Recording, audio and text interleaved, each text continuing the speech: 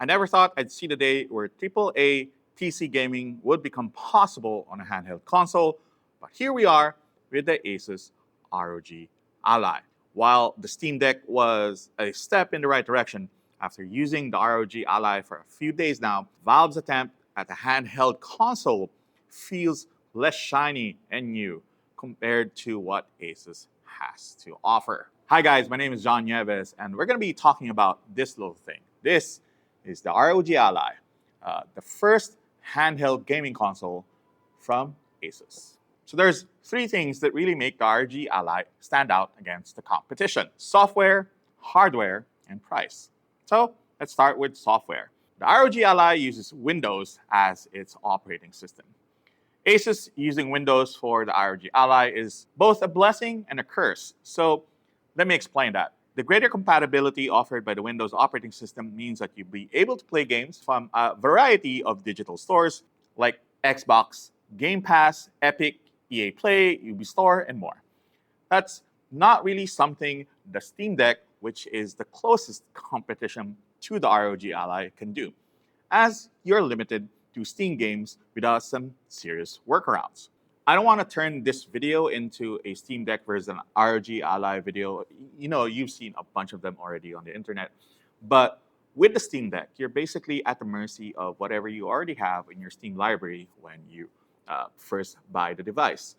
With the ROG Ally, because it's running on Windows, you get a lot of games right out of the bat because you do, in fact, get 3 months of Xbox Game Pass Ultimate with every purchase. That unlocks a lot of games that you can play right away. The question is if the ROG Ally can play those games. A lot of times it can't, but at least you have that huge library that you can try and see if you can find the correct settings to be able to play on the device. The downside of running Windows is that, well, it's Windows, and Windows 11 wasn't designed to run in such a small screen. And while Asus has tried to make the whole gaming on a machine with a tiny screen using Windows experience smoother with their Armor Crate SE software, at the end of the day, you're still using an operating system that doesn't have the UI to handle that type of thing. Things like typing your username and password in small boxes is made harder when the virtual keyboard covers literally half of the screen, preventing you from even seeing your inputs. All right, with all of that being said, I'm more than willing to put up with all of the jankiness that Windows 11 brings you for the chance to be able to play a lot more games than it is offered to you on the Steam Deck with their Steam OS. Honestly, the Ally's performance numbers are extremely hard to beat, even by the Steam Deck's standards. You can comfortably run AAA games in 60 FPS using AMD's super resolution upscaling in medium settings without a hitch. Some games, like Forza Horizon 5, can easily go past 60 frames per second without using any kind of upscaling technology, which was really surprising. Take note that this is with the performance preset. You can bump that performance even higher using turbo mode, but battery life is going to tank. More on this later. Without a doubt, the ROG Ally's greater performance allows it to play a bigger selection of AAA games, which will come in handy because this thing doesn't really tell you if a particular game will run on it or if it's controller friendly. Now that's really annoying, but I think that's more of a byproduct of this thing using Windows as its primary OS and Asus actually just using a software UI layer on top of it to just trying to keep everything running. We're hoping that this will be fixed in a software update because God knows this thing needs it.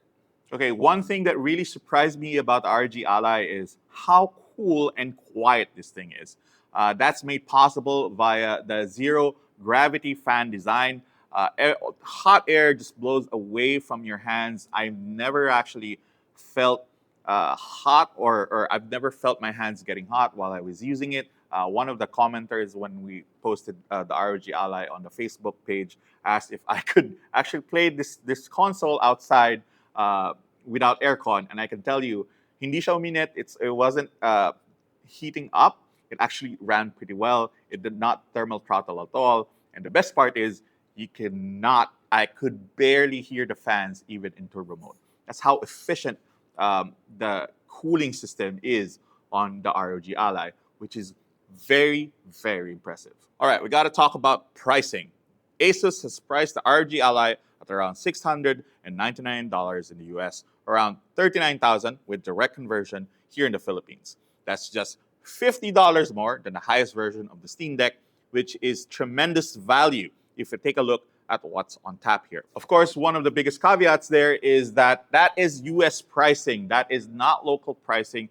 Asus Philippines has not announced how much the ROG Ally will be in the Philippines, but they'd be crazy to deviate from that $700 price point. If they could price it as close to that, I know it's not going to be one-to-one with US pricing, but they'd be fools to price it like 43,000 or 44,000 pesos higher, or around 45,000 pesos. They need to stick as close as possible to that $700 price point for this thing to take off here in the Philippines. And if it wasn't obvious already, you will also be enjoying the same customer service and warranty support that forms the backbone of the business of Asus here in the Philippines, because at the end of the day, this is an ROG product. The ROG Ally's design looks good, but there are a few things that some people might not like. There's no touchpads on either side of the display, which might annoy some people who like playing RTS games on the go. The ROG Ally uses mostly Xbox layout, and there's only 2 buttons at the back versus the Steam Deck's 4. The quality of the buttons feel nice, but I've had the X button stick once or twice, which is quite annoying. I'm not sure if this issue will fix itself over time as the buttons wear into their holes, or if it will be a persistent problem moving forward. We'll update you in our full review. While I like how the ROG Ally looks in its all-white colorway, I'm a little concerned how the color will hold up with heavy use.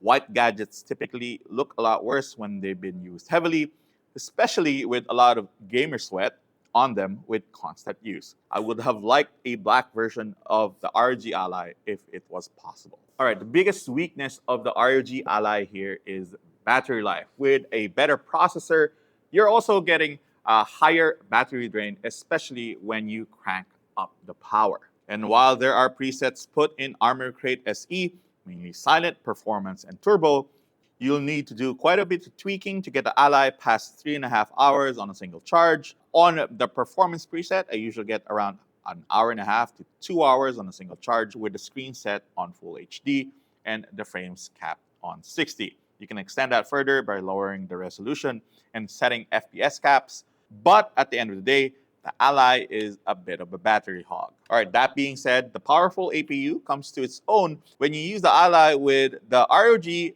XG Mobile, or even through the charging dock accessory. Just set it on turbo, connect your TV, and plug in a wireless controller or two, and now you have a very powerful gaming PC. Its battery woes aside, the ROG Ally is a fantastic gaming console and is better than the Steam Deck even at its higher price versus the competition.